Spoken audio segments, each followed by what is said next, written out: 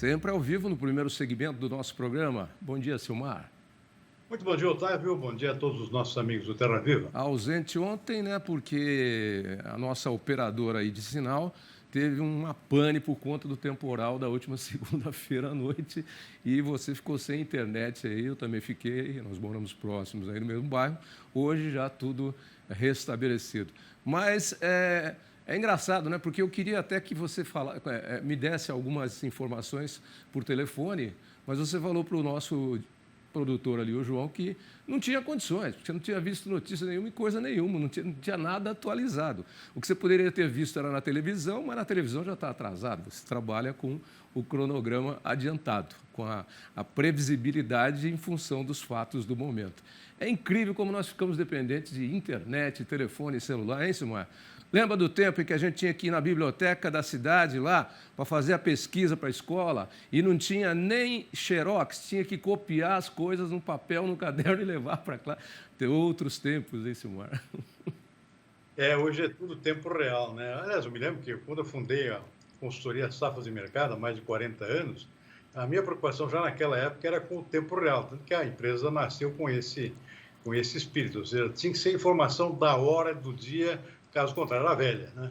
E isso continua até hoje muito mais, né? Em função até da velocidade da internet, né? Mas é uma preocupação que eu já tinha sempre de ficar em cima dos fatos. Ou seja, se não é desse momento, é velho. Bom, então não vamos atrasar. Desse momento, cotações. Então, Davi, ontem foi um outro dia de altas fortes nas bolsas internacionais, hoje é um dia de folga. O mercado aqui está aproveitando, como os preços atingiram patamares muito elevados, especialmente no caso do trigo, o pessoal resolveu vender um pouco, que é natural, né? Vamos aproveitar esse preço que está bom demais. Então, hoje é um dia de venda generalizada e os preços estão caindo na sua grande maioria. O trigo, particularmente, que vinha subindo em torno de 7% todos os dias ao longo da última semana e início dessa, hoje está caindo 4,5%. Pelo menos por enquanto, lá na Bolsa de Chicago. Ou seja, é um processo de venda natural, chamada realização de lucros, mas, como se pode ver, né, uma queda de 4,4% depois de altas de mais de 30% que nós tivemos nos últimos dias, não é nada em relação ao que já aconteceu. O milho também está dando uma folga, está caindo hoje 1 ponto percentual, pela mesmíssima razão. A soja na contramão, Tavinho, a soja voltou a subir.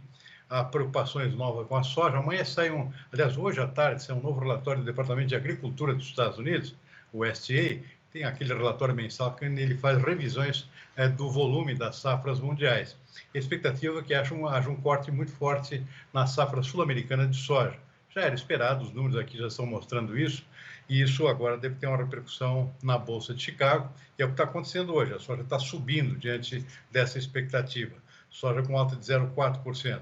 Na Bolsa de Nova York, dia de realização de lucro de forma generalizada. Os preços subiram ontem, hoje é tudo em queda. Algodão caindo 0,6%, café arábica 0,5%, açúcar 1,5% de queda, suco laranja também cai 1 ponto percentual e o cacau também com queda de 1,3% também.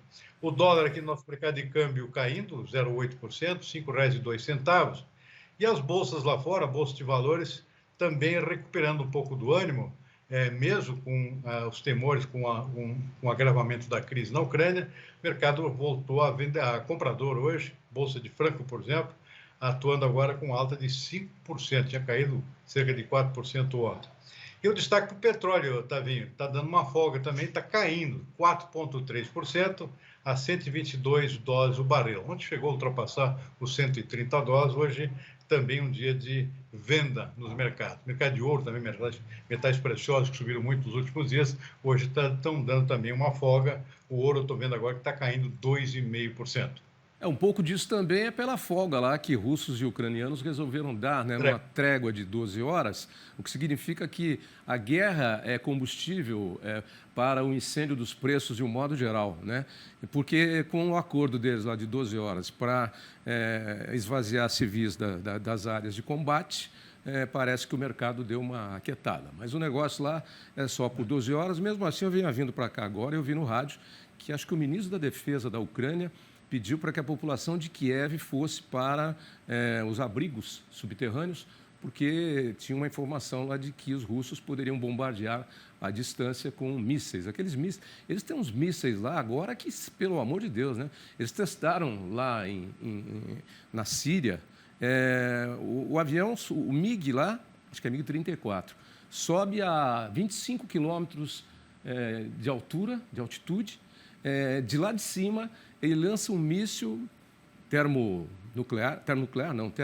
sei lá, alguma coisa, que esse míssil pode ser teleguiado a uma distância de até 2.000 quilômetros, com a precisão de acertar o bico ou a entrada de um formigueiro. Pelo amor de Deus, hein? Isso é que é máquina de destruição, hein? Doido. Mas o mercado também está repetindo, Tavinho, o otimismo com uma reunião que acontece amanhã, né? Num nível mais alto agora, entre os ministros das Relações Exteriores da Rússia e da Ucrânia. Acontece uma reunião na Turquia. E isso parece que vai ter algum progresso aqui em termos de negociações. Existe muita expectativa com relação a isso. E apesar da gente saber que a Rússia não vai ceder em alguns pontos fundamentais, que é a questão lá daquelas províncias já pró-Rússia, que já estão praticamente anexadas à Rússia, é o caso da Crimeia, também lá naquelas duas províncias no leste da Ucrânia, isso aí não tem volta. Mas salva-se o resto da Ucrânia, se a Ucrânia pode aceitar esse tipo de rendição, que não tem outro nome a não ser esse. Mesmo porque o Putin saiu com uma declaração hoje que não está afim de derrubar o governo do Zelensky. Ele está continuando com o seu plano padrão. Sei lá que plano padrão que é esse do Putin. Mas um pouco do acalmar do petróleo também foi porque ontem o Putin fez um jogo de pôquer lá, dizendo que, em caso de sanção econômica, o preço do barril do petróleo poderia chegar a $300. E o Biden, lá nos Estados Unidos, tomou uma providência ontem, falou que não vou comprar mais petróleo e gás da Rússia e vou fornecer petróleo aqui das reservas emergenciais que nós temos. Que os Estados Unidos compram petróleo, mas é para não gastar a sua reserva especial de garantia que eles têm. Então, eles compram. Então, ele vai usar agora. Vamos ver que apito vai tocar o negócio lá. Vem cá, já falamos das coisas sérias, vamos tagarelar agora. Eu sempre gosto dos nossos colunistas, você, os que já saíram daqui, né, o da Klein, o Lamáquia, o outro menino que fazia também, o Lula, que fazia sobre informática na sexta-feira. O Chico se ausentou agora por conta da política, sabe quando vai chegando perto da política, algumas pessoas têm que sair do ar para cuidar de outros interesses. É o caso do Chico Graziano. Mas você e o Tejon permaneceram. E a gente sempre conversa muito cientificamente e muito de forma positiva, achando que para tudo tem uma solução, apesar das adversidades. Você viu agora aí, o Rio Grande do Sul deve ter a menor produção de uma safra de grãos por conta da seca, mas nós mostramos na reportagem um agricultor que ele encareceu um pouco a sua colheita de milho, mas ele garantiu para produzir silagem para os seus animais, através do uso de um gel, que é um gel que você mantém, você pulveriza a planta com esse gel e ele mantém uma umidade necessária para a planta não secar com a seca. Isso encarece, mas garante produção, né, Silmar? Isso é ciência. Sem dúvida nenhuma, Tavinho. Agora, claro, não é para todo mundo, né? Não. E tem um custo, né? Tem um custo bastante elevado. Os preços atuais até permitem esse tipo de iniciativa, né? Com custos mais elevados para garantir a produção, que os preços estão lá nas alturas, né? Então, de certa forma, compensa. Mas não é uma solução sustentável, digamos, em escala. E soluções assim desse tipo existem muitas em termos científicos, mas realmente em escala isso não tem como progredir, infelizmente, né? Então, a regra é exatamente essa perda monstruosa. Aliás, eu estava recordando aqui também, é a pior desde que eu comecei no jornalismo, né? Eu me lembro que as piores secas que eu já vi na história da agricultura brasileira foi no próprio Rio Grande do Sul, em 2 safras consecutivas, 1978 e 79. Eu estava no início da minha carreira aqui, eu acompanhei isso e foi um desastre, uma coisa monumental, pessoas empobrecendo, assim, porque 2 safras consecutivas com perdas que praticamente arrasaram a safra inteira, né? O Rio Grande do Sul, naquela época, era o maior produtor nacional de soja. Depois veio Mato Grosso, que sucederam depois do Rio Grande do Sul. Mas naquela época, boa parte da agricultura brasileira dependia dos gaúchos, né? Era soja, milho, trigo, tudo era lá. Né? Eu ia brincar com você, mas você tirou a piada da minha boca, porque eu ia falar que você viu isso na internet, esses dados, porque só tem 2 anos que você começou no jornalismo, assim como eu. Mas você já matou a piada antes, não deu nem tempo. Vem cá, e você viu aí a produção industrial brasileira? Caiu, hein? E caiu bem. a gente achava que estava até se recuperando, o setor de serviços vem se recuperando. Mas a indústria, o setor industrial brasileiro, não só por conta da Covid, mas ele já vem sendo sucateado há muito tempo, né, por conta de encargos trabalhistas, de custos financeiros, e muito se optou por produzir lá fora. A China, inclusive, foi ganhando espaço nesse caminho, não só do Brasil, né, mas de muitos outros países. E agora, para recuperar, ainda teve esses 2 anos de Covid aí, quer dizer, vai ser difícil encaminhar o trem, botar o trem no trilho de novo, hein? Bom, essa queda em janeiro já era esperada. A pessoa já vinha prevendo aqui uma queda de 1,9, 2 pontos percentuais. O problema é que ficou pior do que isso, caiu 2,4%. Pior que a encomenda. Tem algumas explicações lógicas, explicações sazonais. Mês de janeiro não é um mês de grande crescimento da produção. Teve a questão do ressurgimento da Covid, aí, com a Ômicron, né? Em janeiro acabou obrigando algumas indústrias até a paralisarem ou reduzirem suas atividades, reduzir o número de pessoal. Então, tem uma série de fatores que interferiram nesse comportamento. Mas você pontuou bem, ou seja, a indústria é o setor que mais vem sofrendo ao longo dos últimos anos, por uma série de razões, e não é só pela Covid, né?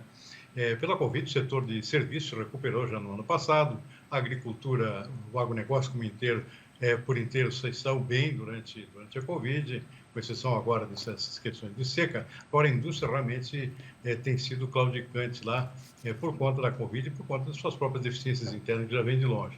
No caso da Covid, falta de peças, né? Isso tem sido recorrente aqui, principalmente no setor automobilístico, né? Sofrendo muito com falta de autopeças, produtos importados, ou seja, é uma cadeia muito integrada internacionalmente, então qualquer coisa, falta um parafuso lá que vem lá da China, já para a produção de algum equipamento do automóvel aqui no Brasil. Então, é um setor extremamente integrado que sofreu muito com a pandemia e com seus reflexos. E Então, você deu a exata dimensão. Às vezes, por falta de um parafuso, o automóvel não roda, não sai da linha de montagem, por conta de um único pobre e coitado parafuso. E não tem jeito de botar um quebra-galho lá, não. Um engasga-gato, aqueles que a gente põe, né, em fio e tal. Não tem jeito, não. É o parafuso XYZ.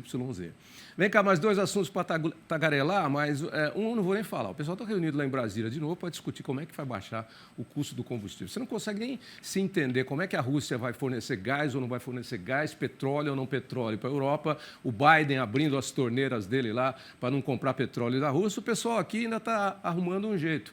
Mas eu já falei ontem, e tenho dito, antes de ontem também, e já tenho dito várias vezes e você concorda.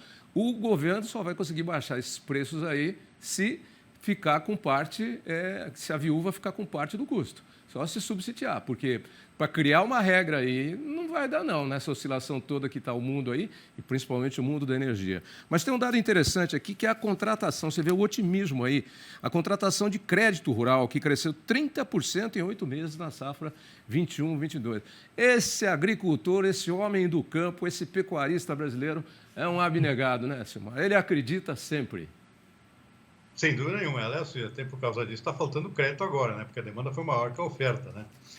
Por 2 razões. Primeiro, é bom lembrar que porque os custos aumentaram muito. Então, um produtor que precisava de X na safra anterior precisa de X mais Y na safra atual, mesmo com a mesma área, simplesmente que o custo aumentou. A gente sabe que os fertilizantes, por exemplo, mais que dobraram de preço. Tudo isso faz parte do custo de produção, consequentemente precisa mais crédito para sustentar, para bancar esse aumento do custo. Então, essa é uma das grandes razões do aumento da demanda por crédito agrícola, esse favorecido que nós temos aqui no Brasil. Por outro lado, claro, o interesse dos produtores é aumentar suas áreas de plantio, isso também foi um fator importante, por conta dos preços elevados. Então, sempre houve, desde o meados do ano passado, praticamente, uma demanda muito forte de produtores buscando aumentar suas áreas de plantio, porque os preços estavam muito bons. Então, agora está faltando crédito, ou seja, não tem ainda um projeto de suplementação, muita gente está ficando sem dinheiro para plantar, e com um agravante, tá vendo, que nós estamos começando agora uma safra de trigo, uma safra nova de trigo, e o Brasil teria uma oportunidade fantástica de aumentar a sua área de plantio de trigo, ter uma produção fantástica no final desse ano, já a partir do segundo semestre, se houvesse crédito disponível para plantar. O produtor está interessado, o produtor do Sul, particularmente, Rio Grande do Sul e Paraná, são os 2 maiores produtores de trigo, foram exatamente os estados que mais perderam com a safra de soja, a safra de verão. Então, teriam todo interesse em aumentar a área de plantio de trigo para poder compensar parte dos prejuízos que tiveram na safra de verão e até ter alguma margem de lucro com o trigo, que está com preços espetaculares no mercado. E, aliás, seria muito ótimo para o consumidor brasileiro se isso acontecesse. Só que não tem crédito, não tem nem sinalização de que vai ter crédito suficiente para plantar a nova safra de trigo. Ou seja, uma tragédia sucedendo a outra, infelizmente. Ok. Bom, 11h23, você sabe que a Karine da Somar, não é Somar mais, agora é Clima Tempo, ela nos proibiu de estender a nossa tagarelice aqui, porque a demanda lá para fornecer informação do tempo está grande demais, e aí, senão a gente atropela e perde ela. Então, vou interrompendo por aqui, mas você me fez lembrar uma imagem cinematográfica que eu já vi várias vezes ali no norte do Paraná, ou então a caminho de Castro e Ponta Grossa, ou subindo ali pelo meio por Ventania, para pegar a BR-116, que são quando os campos de trigo estão já plantados, estão com as hastes prontas e quase na época da colheita, já que eles estão sequinhos. Eles ficam amarelinhos, amarelinhos, amarelinhos, dourados. É uma cena maravilhosa. É uma cena maravilhosa. Um dia de céu azul é inesquecível, é cinematográfico. Você conhece bem isso porque lá no sul você vê bem, né?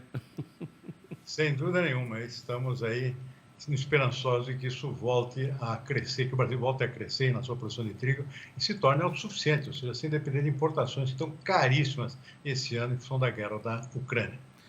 Gilmar, um abraço. Ótima quarta-feira para você, meio de semana, e amanhã a gente conversa de novo, quinta. Um abraço. Boa tarde e até amanhã. Até amanhã.